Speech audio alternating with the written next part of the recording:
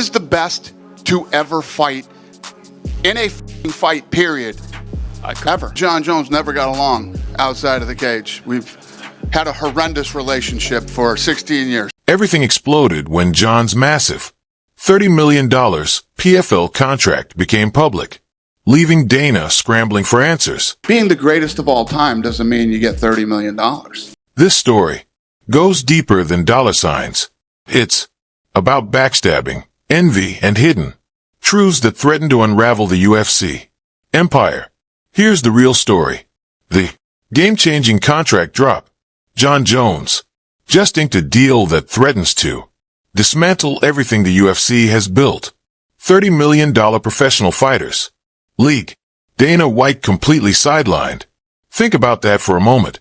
Jon Bones Jones spent 15 years as the UFC's most electrifying attraction. A fighter who blended supernatural ability with endless controversy. A competitor Dana White struggled to manage, but refused to release. Now Jon Jones has stepped away from UFC's octagon, carrying unprecedented wealth, unprecedented autonomy, and nobody dictating his opponents, his schedule, or his value. The most startling revelation, Dana White was blindsided. Incredibly, just weeks earlier, Dana stood before a packed media room, declaring that negotiations with Jon were progressing smoothly. "We had the fight done," Dana proclaimed confidently, discussing a potential Tom Aspinall matchup. He maintained Jones never ducked anybody, despite continuous postponements, murky contract discussions, and eventual retirement whispers. He's ducking Tom Aspinall? No. Jon Jones, I said it a million times, I'll say it again, he's never ducked anybody other than that one goofy time with the Chael Sonnen thing. He's never ducked anybody. What Dana withheld was Jones's actual decision. Now, reports confirm the UFC legend is heading to PFL not merely to compete, but to become their most handsomely compensated fighter in history. A jaw-dropping $30 million package featuring equity stakes, unrestricted sponsorship authority, and whispered partnerships with Saudi Arabia's Riyadh Season Initiative. This is legitimate. This is unfolding. And Dana White has been outmaneuvered. This maneuver transcends personal victory for Jon Jones. It's an explicit challenge to UFC's payment framework. A framework fighters have condemned for generations, where even the sport's elite competitors, including Jones himself, earn substantially less than social media personalities and boxers in exhibition bouts. Everything traces back to a bout that never materialized. Understanding UFC's catastrophic mishandling of Jon Jones versus Francis Ngannou and subsequently Jones versus Tom Aspinall reveals that this $30 million PFL revelation was inevitable. Years in development. The fractures emerged in 2020. Jones remained light heavyweight champion following his title defense against Dominic Reyes, widely disputed as controversial. Jones openly discussed transitioning to heavyweight. The objective, a blockbuster confrontation with Francis Ngannou, MMA's most feared knockout specialist. Enthusiasts were ecstatic. Journalists went ballistic. Dana White, rather than building anticipation, he demolished it. During the UFC on ESPN9 post-event media session, Dana alleged Jon Jones was demanding Deontay Wilder money, reportedly $30 million for the weight class jump.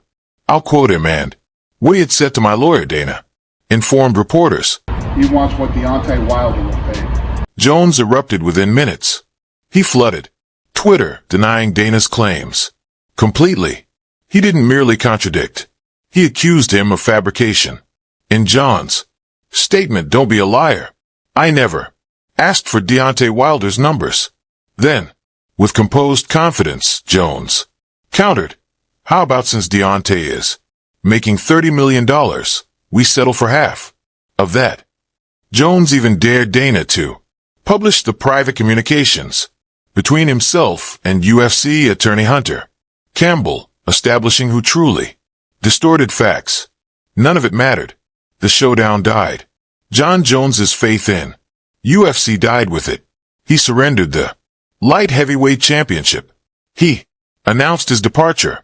The legacy, defining fight that could have crowned this era evaporated. Behind closed doors, Jones was orchestrating something greater. He disappeared for over 24 months, though hardly idle. By early 2023, he resurfaced at UFC 285, transformed physically significantly, stronger, entirely reinvented. In the headliner, Jon Jones demolished Cyril Gana in under 3 minutes, capturing the vacant heavyweight championship and demonstrating he remained the division's most formidable presence, rather than capitalizing on that momentum to unify championships against Tom Aspinall, the interim title holder. Jones executed something unexpected. He demanded $30 million again, not publicly, naturally, not through official announcements or verified tweets. The intention was unmistakable. If you want the Aspinall fight, compensate me retirement money. This time, he garnered widespread backing. UFC Hall of Famer Demetrius Johnson articulated it perfectly. The UFC made $1.4 billion, and this man is asking for $30 million. Pay the man's $30 million and call it good. Supporters mobilized. Fighters endorsed him. Social media platforms exploded. Dana White, again, he dismissed it as posturing. He informed Joe Rogan it was complete. That Jones wasn't genuine, that number $30 million was ever requested. Rogan subsequently recanted the speculation on his podcast, mentioning Dana had personally called for clarification. What Dana concealed was Jones's subsequent action. Rather than reducing his demands, Jones withdrew again. By June 2025, Dana White declared at a media event that Jon Jones had officially retired. No Aspinall confrontation, no championship unification. The UFC heavyweight landscape proceeded without him. Currently, we understand the reality. Insiders confirm Jon Jones never truly retired. He was conducting negotiations beyond UFC. Earlier this month, he discreetly finalized a professional fighters league contract, reportedly guaranteeing $30 million, including PPV, percentages, sponsorship freedoms, and promotional equity, and the financial backing Saudi Arabia. Multiple sources indicate the bout will occur during Riyadh season. The Identical Sports Initiative, financing Tyson Fury, Cristiano Ronaldo, and significant WWE productions. In essence, MMA's biggest star just defected to the one organization UFC cannot influence, bringing their entire business model with him. For years, UFC's premier athletes were confined by restrictive contracts, agreements, capping earnings, prohibiting external sponsorships, and granting Dana White authority to indefinitely stall careers. Francis and Gana battled relentlessly for liberation and was ridiculed by Dana for it. It's a really bad idea for Francis. A really bad idea, White dismissed. Yet, Ngannou did box Tyson. Fury subsequently demolished Rana Ferrer in PFL and secured league equity, becoming one of combat sports' most empowered competitors. Jon Jones, he observed, analyzed, prepared. Because if Ngannou's PFL contract was the template, Jon Jones's agreement is the masterpiece, exponentially grander. Reports indicate PFL didn't merely match UFC's compensation. They obliterated it. Beyond Jon receiving a $30 million upfront guarantee, he's entitled to complete sponsorship revenue, something UFC prohibits through exclusive Venom and Monster Energy partnerships. Most astonishing, sources suggest Jones will receive equity in PFL's pay-per-view operations, making him an actual partner, not merely a performer for his entire career's first time. Jon Jones is No longer a component in Dana White's machine. He owns part of the operation. Now, let's examine implications for Dana White.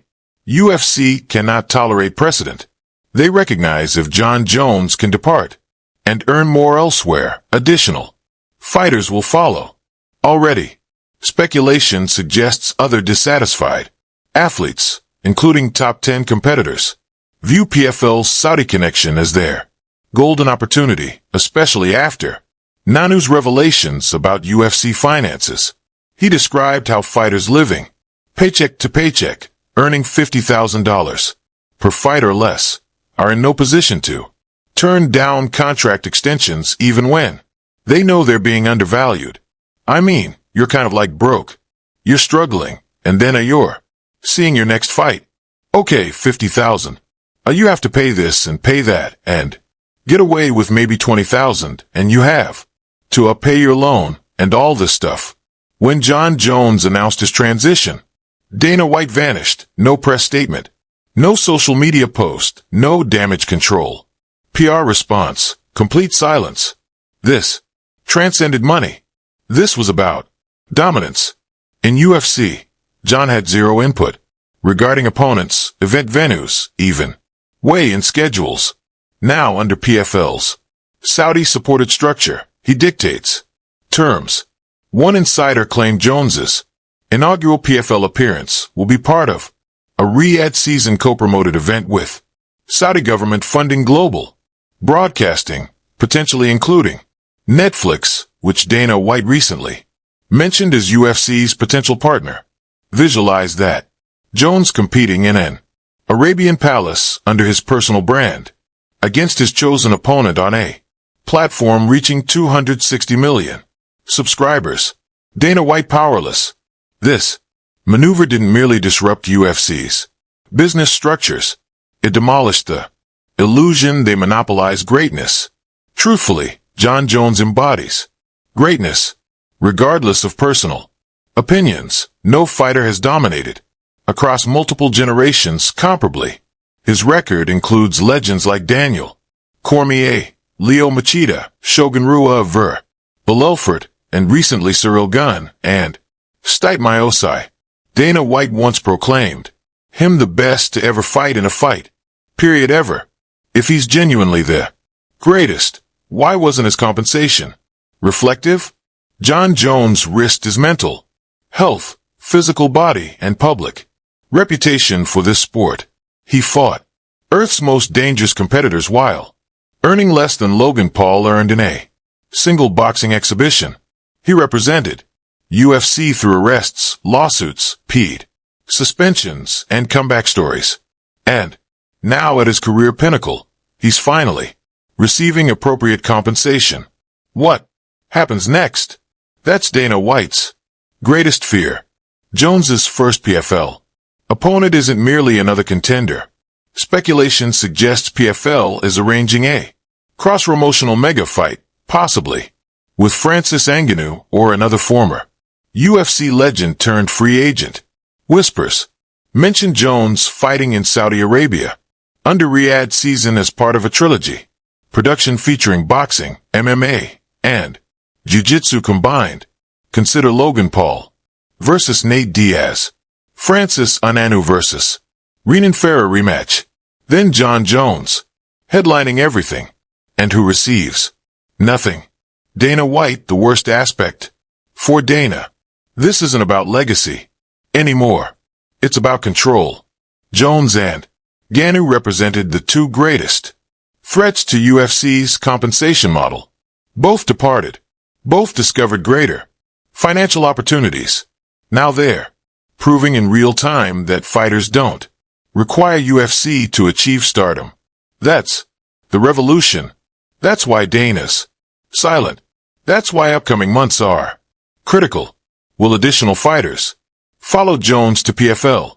Will UFC surrender and offer enhanced guarantees? Will fans support a promotion allowing fighters prosperity without UFC branding? Or is this merely the beginning of prolonged warfare, civil warfare for MMA's soul? Regardless of outcomes, one truth stands. Jon Jones just proved UFC needs him far more than he ever needed them. But while Jon Jones was busy rewriting MMA's business playbook, one man was left waiting, watching, wondering if the so-called GOAT would ever face him. Inside the cage, his name, Tom Aspinall. And what came next turned admiration into accusation. Strategic genius or scared fighter. Tom Aspinall waited and waited while Jon Jones accumulated championships, avoided fights, and essentially froze the entire UFC heavyweight division like a paused game. Tom Aspinall remained prepared. The man was demolishing contenders in under 2 minutes, defending his interim championship with surgical precision, pleading with Dana White for unification. When Jones ghosted him for nearly